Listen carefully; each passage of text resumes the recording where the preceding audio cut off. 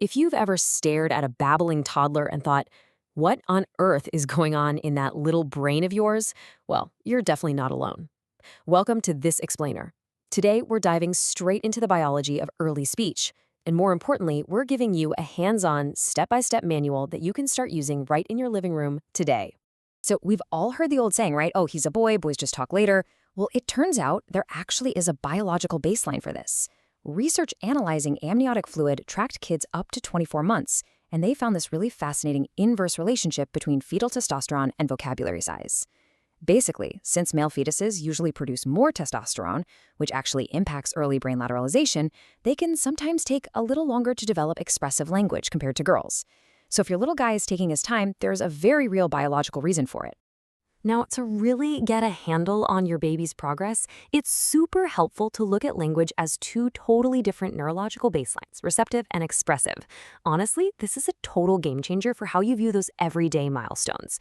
Receptive language is the input. It's their ability to just understand information. This develops first, and it develops incredibly fast. By 13 months, they might only be saying one or two words, but they totally understand when you say, hey, give me the block. Expressive language, on the other hand, the output, requires this incredibly complex physical coordination of the vocal cords, the breathing, the tongue, the lips, the whole shebang. And that takes time. So when your toddler is being super quiet, just remember their receptive brain is still absorbing literally everything you say. Moving on to Section 1, Environment and Brain Building. 18%. Seriously, let that sink in for a second. Research shows that parental beliefs alone explain up to 18% of the variation in a child's early language skills.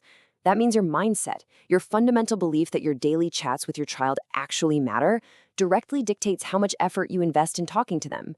And that investment, that's what physically builds their brain. Your belief is literally the foundation of their vocabulary. Pediatricians actually had this brilliant term for it, language nutrition. And it highlights that human social connection, not putting on the TV or just having them passively listen to something, is what actually wires the brain. You can't just hand them a tablet with a language video and expect those linguistic pathways to magically form. The developing brain is uniquely gated by the social brain. It absolutely needs eye contact, shared smiles, and the warmth of a caregiver to actually process and hang on to that language. Next up, Section 2, the talking to talkers effect. Now, what's really fascinating here is that regardless of a child's gender, caregivers naturally crank up their vocabulary input the minute a kid starts saying words. Basically, we talk way more to kids who are already talking to us. It's completely human nature to engage more when we actually get a response, right? But what this means is we might inadvertently be starving the late talkers of the exact linguistic input they so desperately need to catch up. Because of that, early on, you absolutely must proactively engage your child in these conversational turns, even way before they have the actual words to reply. Researchers have found that these back-and-forth interactions literally strengthen the white matter connectivity right in the brain's language centers. Every single time you pause, wait, and let them babble or gesture back at you, you're acting as the architect for the physical highways of their future thoughts. Which brings us to Section 3. Let's look at a step-by-step playbook, the 3 T's. This framework right here is your daily manual for building that white matter. Let's say your kid is watching a toy drop. First, you use Step 1, tune in. Observe exactly what they're looking at and match their focus so you establish joint attention. Don't try to distract them with some other toy. Step 2, talk more. Narrate that shared focus. Say something like, wow, the red block fell down. And then Step 3, which, let's be honest, is usually the hardest for us adults because we absolutely hate awkward silence, take turns. Treat their little babble or even just their eye contact as a real conversation. And this is crucial, wait a full 5 to 10 seconds for their cognitive processing to catch up so they can respond. Literally count it out in your head. Give them the silence they need to reply. You can totally supercharge these interactions right in your living room using some really simple habits called environmental labeling and expansion. First off, try using highly specific labels for pets and family members instead of just generic pronouns. So instead of saying, look at the dog, say, look at Butter the dog. Butter is wagging his tail. Second, explicitly model greetings. Look, here comes Dad. Hi, Dad. And finally, expand their tiny little sound fragments into full grammatically correct sentences. If they point and go buh, you say, yes, that is a blue ball. By doing this, you're literally providing the physical scaffolding for their next big developmental leap. All right, moving to Section 4, tactics, specifically parentheses and sabotage.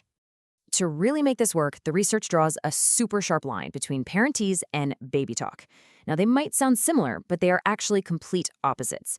Baby talk is when you use nonsense words, unstructured sounds, and totally incorrect grammar. You know, the classic goo goo gaga. That actually deprives them of real linguistic data. Parentese, on the other hand, is the absolute biological sweet spot. It uses those elongated vowels, a much higher pitch, and super exaggerated facial expressions. But, and here is the key, it uses real words and correct grammar. Studies show that Parentese actively grabs an infant's attention and literally maps phonetic structures directly into their brain. So by all means, absolutely use that fun, high-pitched, sing-song voice. Just make sure you're using it to say real, complex sentences. Now, as you're applying these steps, it's really vital to keep an eye on their milestones. If you start noticing a lack of key responses around that 15 to 18-month mark, like an inability to follow a simple direction, not pointing to communicate a need, or maybe a sudden loss of babbling, just know that early intervention is incredibly effective. This checklist gives you some very concrete benchmarks to keep in mind. And look, you should never, ever hesitate to bring in a professional pediatric speech-language pathologist if you spot any of these red flags. Finally, we arrive at one of the most counterintuitive, yet totally brilliant strategies from the research: strategic sabotage. As parents, we're often so good at anticipating our kids' needs that we just hand them a juice box before they even realize they're thirsty. Strategic sabotage means deliberately placing a desired object, like a favorite toy or a snack, in plain sight but just out of reach. This actually forces the child to initiate the communication. They have to point, grunt, or at least attempt a word to ask for it. And only after they make that communicative effort do you hand the item over. So, by putting that favorite block or snack just slightly out of reach, you have to ask yourself a pretty tough question. Are you anticipating your child's needs so efficiently that they never actually get an opportunity to speak? I'll leave you with this. Are you ready to stop being their mind reader and start being their brain builder?